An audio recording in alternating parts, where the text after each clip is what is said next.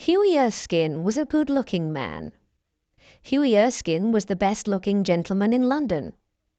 He had curly brown hair, grey eyes, and a handsome face. He also had many friends. However, Hughie Erskine did not have much money. His father had been an officer in the army. His father was dead. Now Hughie had his father's sword and a few books, but no money. Hughie Erskine had tried to do several jobs. He had worked for a tea merchant selling tea. He had worked for a wine merchant selling wine. But poor Hughie was not good at anything. Hughie was in love and wanted to get married. He loved Laura Merton, the daughter of an army officer. Laura loved Hughie, but her father did not want them to get married. "You're a fine young man," Colonel Merton said to Hughie, "but you have no money. My daughter cannot marry a man with no money. You may marry my daughter when you have £10,000. Hughie did not have £10,000. He did not have £10. His old aunt gave him £4 or £5 a week. Today he had only £1 in his pocket. Hughie was almost broke. Hughie had a friend called Alan Trevor. Alan was an artist who painted pictures of people. He was a good artist and quite famous. Many people wanted him to paint their portrait. People came to Alan's studio. Alan painted their portraits in the studio. Alan's pictures were very expensive. He only painted pictures for rich men. Hughie Erskine visited Alan Trevor in his studio. Alan was working on a painting. "What do you think of this?" asked Alan Trevor. "And what do you think of my model?" Hughie looked at the painting. It was a picture of an old beggar. Alan was painting a picture of a man who was standing in the corner of the studio. The model was an old man dressed in old, torn clothes. The old man's face was sad. With one hand he held out a hat. In the other hand he held a stick. "My model is wonderful," said Alan. "Have you ever seen such a wonderful beggar?" "Poor old man," said Hughie. "How sad he looks." "Of course," said Alan. "I don't want a beggar to look happy." "How much is a model paid for standing in your studio?" asked Hughie. "Not much," answered Alan. "Only £1 an hour." "And how much money do you get when you sell a picture?" asked Hughie. "For this picture I will get £2,000, said Alan. "You're a rich man. I think the model should get some of the money," said Hughie.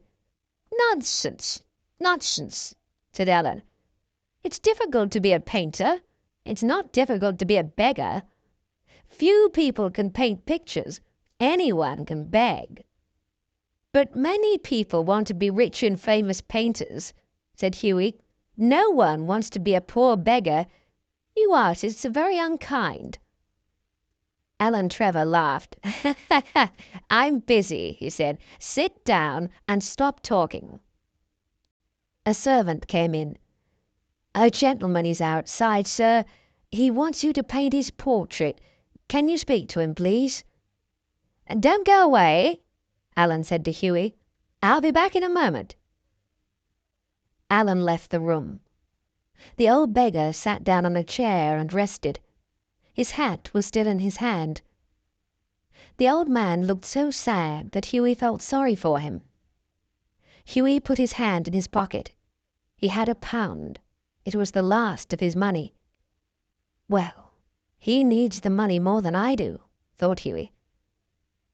Hughie went across the room and put the £1 in the old man's hat. The old man was very surprised. He looked at the money and smiled. "Thank you, sir," he said. "Thank you very much." Alan Trevor came back into the studio, and Hughie left. He went to see Laura and told her about the beggar. "You gave all your money away," said Laura.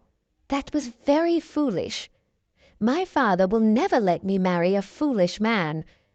You are very foolish, but you are very kind, and I love you very much." That night Hughie met Alan Trevor at a club. Alan was looking very pleased. "I finished that picture," said Alan, "and my model was very interested in you. He asked me lots of questions." "Poor old man," said Hughie. "I wish I could help him. What did he ask you about me?" "He wanted to know everything about you," said Alan. "And what did you tell him?" "I told him everything," said Alan. "I told him all about you. I told him about Laura. I told him about Laura's father. I told him you want to marry Laura but have no money." "Alan," said Hughie angrily, "you told him all about my private business." "Don't be angry," said Alan. "You don't know who I was painting the picture for. I was painting it for the Baron von Hausberg. He is one of the richest men in Europe. Baron von Hausberg was my model. The Baron dressed up as an old beggar." "The Baron von Hausberg?" cried Hughie. "You mean that old beggar was the Baron himself?" "Yes," said Alan. "But I gave him £1," said Hughie. "Now I feel foolish." "You gave him £1?" said Alan. "That's the funniest thing I've ever heard." Alan Trevor could not stop laughing. Hughie Erskine walked home. He felt foolish. He had given his last £1 to a millionaire. Laura's father would hear about this. The Colonel would never let his daughter marry a fool. The next day Hughie Erskine had a visitor. Hughie did not know the man. "How can I help you?" asked Hughie. "I have come from the Baron von Hausberg," said the visitor. "The Baron von Hausberg?" said Hughie Erskine. "I did not know him when we met yesterday. I want to tell the Baron that I am sorry. I think I was rude to him." The visitor smiled. "You were not rude to the Baron," he said. "The Baron asked me to give you this." He gave Hughie an envelope. Hughie thanked him and looked at the envelope.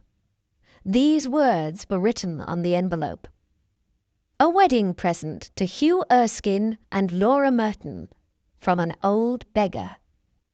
Inside was a cheque for £10,000.